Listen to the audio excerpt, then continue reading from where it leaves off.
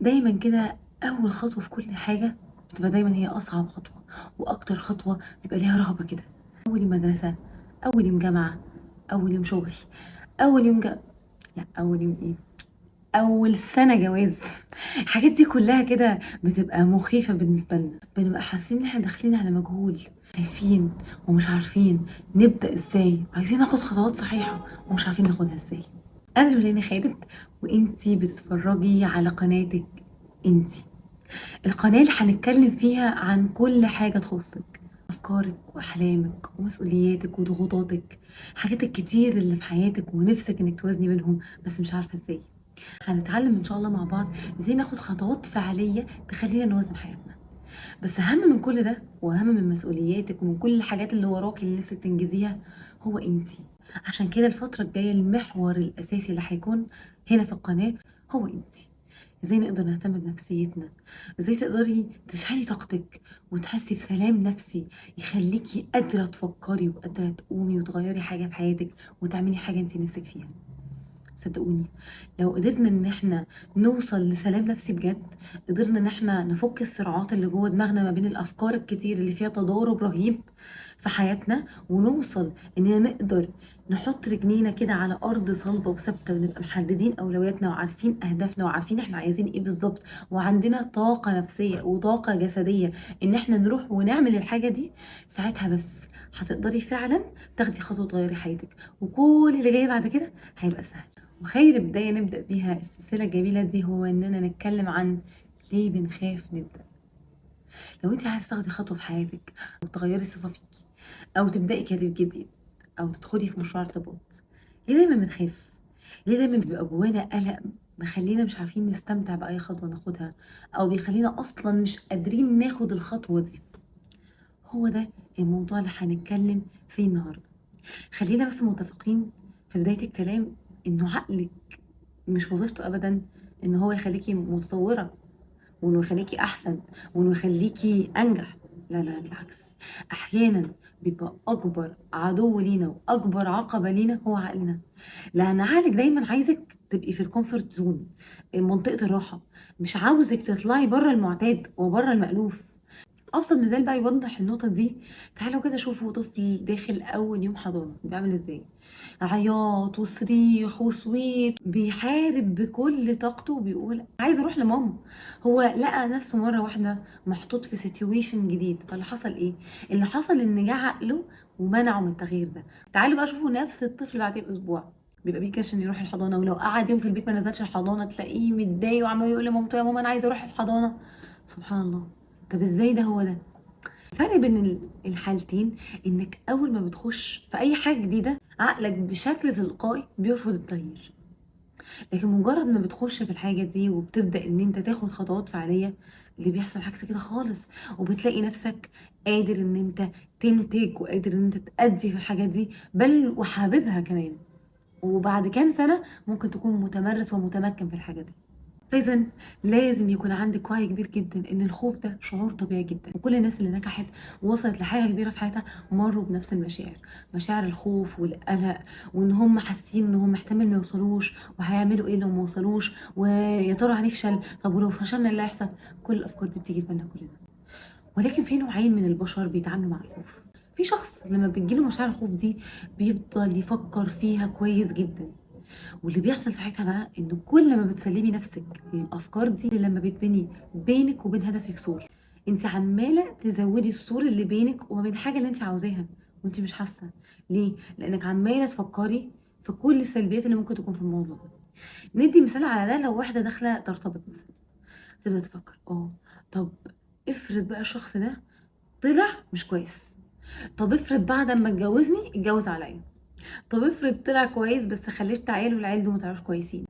اي حاجه بقى، اي سيتويشن وحش، اي احداث وحشه، عقلك عمال يسترسل في الافكار دي عشان انت من الاول ما حطيتيش حد للافكار دي. لو عملت كده بنسبه كبيره اصلا انت ممكن ترفضي العريس ده وما تفكريش في الجواز، تقولي لا انا هقعد كده كويس. على النقيض الشخص التاني، الشخص اللي اول ما بتجيله نفس الافكار دي بيتجاهلها تماما كانها ما جاتش، وما بيسيبش نفسه خالص انه يركز ويسحل دماغه في الافكار دي، يعمل حاجه عكس كده خالص. بيورط نفسه، بيرمي نفسه في البحر حتى لو بيعرفش يعوم. وصدقوني هو ده افضل حاجه ممكن تعمليها عشان تبداي حاجه جديده. لو انت دلوقتي عاوزه توصلي او تعملي اي حاجه، خدي اول خطوه، ورطي نفسك. عاوزه تشتغلي شغلانه معينه، روحي وقدمي السي في بتاعك. حتى لو انت شايفه انك unqualified ولسه ما وصلتيش للخبره المتكامله اللي تخليكي مؤهله للوظيفه دي، قدمي مش مشكله. ممكن يجيلك انترفيو تتعلمي منه حاجات تطور من نفسك. عايز تتجوز او عايزه تتجوزي وخايفين من مسؤوليه الجواز ومن الضغوطات ومن الحياه اللي هتبقى بعد الجواز، خشي في موضوع الجواز وامشي فيه وادعي ربنا وخدي بالاسباب اللي في ايديكي انك انت تتفادي المشاكل اللي ممكن تحصل. جربي. دي اول حاجه ودي اهم خطوه، انك انت ورط نفسك. خليكي الشخص ده، خليكي الشخص اللي ما بيسحلش دماغه في الافكار اللي بتخليه واقف مكانه وبيبني اسوار ما بينه وما بين حلمه، بل بالعكس ركزي في اللي انت تقدري تعمليه. طيب خلاص تمام، انا هعمل زي ما انت بتقولي وهورط نفسي وهبدا في الحاجه دي. بس افرضي بقى فشلت، افرضي الناس اتريقت عليا، افرضي اتجوزت وطلع انسان وحش، افرضي حصل فعلا التوقعات السلبيه اللي كانت في دماغي، اعمل انا بقى إيه ساعتها؟ تقبلي. والله يا جماعه بالبساطه الشديده دي، تقبلي الفشل. تقبلي انك ممكن تخشي في حاجة وما تنجحش. تقبلي ان ممكن تقدمي في وظيفة واتنين وعشرة وما تتقبليش، عادي جدا. بس هل ده خلاص وصمة عليك انك انت خلاص كده انسانة فاشلة ومش هتقدري تغيري ده او توصلي اللي انت عايزاه في حياتك؟ اكيد لا. يا جماعة مفيش انسان على وجه الارض بدأ واول ما بدأ الدنيا ظبطت كده معاه، لا لا لا لا. مفيش حد بيبدأ كامل، مفيش حد بيبدأ مثالي، مفيش حد بيبدأ وكل حاجة متوفرة له وبتظبط معاه كده من أول مرة. لا لا لا لا لا. بيبقى فيه تاريخ من المحاولات اللي فشل فيها وتاريخ من التجارب اللي مر بيها عشان خاطر يقدر يوصل للحاجة اللي انت شايفاها دلوقتي تحفة وسوبر وفظيعة وجميلة ونفسك توصلي لها. فاذا الفشل ده جزء من حياتنا، احنا لازم نتقبله ولازم نتعاملي معاه انه عادي. انا فشلت، ايه المشكله؟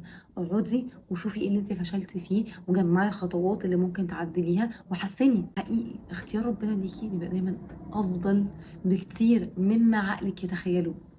فعشان كده بقول لك ورطي نفسك وابدأي في اي حاجه تيجي في دماغك. اول ما فكره تنط في دماغك كده، خدي الاكشن ويلا وابدأي واسعي. ما تعرفيش ممكن الخطوه دي تنقل حياتك ازاي. افضلي اسعي، خلي نفسكوا طويل. الانسان اللي نفسه طويل هو اللي بيوصل، لا الانسان الاذكى ولا الانسان اللي معاه مهارات اكتر، لا لا لا. الانسان اللي عنده نفس طويل واللي دايما بيحاول وبيعافر برغم اي حاجه بتجراله، هو ده الانسان اللي بيوصل. طيب احنا عايزين نعرف بقى خلاصة الكلام ده كله ايه. يعني احنا رغينا كتير ولتنا كتير وفضفضنا، ايه بقى الخلاصة؟ ايه اللي انا هعمله عشان ما استسلمش المشاعر الخوف اللي عندي دي وابدا ان انا اخد خطوه فعليه؟ اول حاجه، خليكي متقبله لفكره الخوف. ما تحاوليش ابدا انك تنكري شعور طبيعي جواكي. كلنا لما بنبدا في حاجه جديده بنبقى خايفين في الاول، فعادي تقبلي المشاعر دي وهديها وقولي لنفسك عادي مفيش مشكله ان انا خايف، ولكن انا مش هستسلم الخوف ده وهبدا باول خطوه. تاني خطوه بقى وهي تقبلي الفشل. انه عادي جدا ما تظبطش معاكي اول مره وتاني مره وتالت مره وعاشر مره او 100 مره، مش مشكله. افضلي حاولي. ما جاتش من الطريق ده حاولي في طريق تاني، ما جاتش من الطريق التاني حاولي في طريق تالت. فكري، مفيش حدود لتفكيرك ومفيش حدود للحلول، في حلول كتيره جدا، بس انت اللي حاصره نفسك في حته معينه ومش عايزه تفكري بره الصندوق. تالت حاجه بقى وهي التوقعات. حاولي ان انت في الاول ما تتوقعيش من نفسك اي حاجه خالص. يعني هتعملي حاجة لأول مرة ما تتوقعيش انها تطلع بيرفكت او انها تطلع مثالية، لا، عادي جدا هتخطئي وهيحصل مشاكل. يعني كل ما توقعاتك ما كانتش عالية قوي من اللي هتعمليه في اول مرة واللي ممكن توصلي له، كل ما بقى سهل عليكي تقبلك للفشل. اخر حاجة بقى وهي ثقتك في نفسك. خليكي واثقة في نفسك وخليكي واثقة من قدراتك وانك تقدري توصلي لحاجة، وانك ان شاء الله مع السعي المستمر هتقدري تحققي اللي انت نفسك فيه. ثقتك في نفسك وايمانك بقدراتك هو ده اللي هيشحن طاقتك وهيخليكي تكملي بعد كل مره بتقعي فيها. وفي الاخر احب اقول انه دايما اول خطوه بتبقى هي اصعب خطوه، ولكن صدقيني انت مش متخيله حجم وكم الفرص اللي ممكن تيجي قدامك لو اخدتي خطوه واحده بس من الافكار اللي موجوده في دماغك. ومن اهم الخطوات دي واللي المفروض تعمليها انك تنزلي تحت الفيديو تعملي لايك وشير وسبسكرايب وتفعلي زر الجرس عشان تشوفي الفيديوهات الجايه اللي ان شاء الله هتفيدك وهتساعدك انك توصلي للي انت نفسك فيه. وبكده نبقى وصلنا لنهايه فيديو النهارده، واشوفكم في فيديو جديد من انتي والف وظيفه.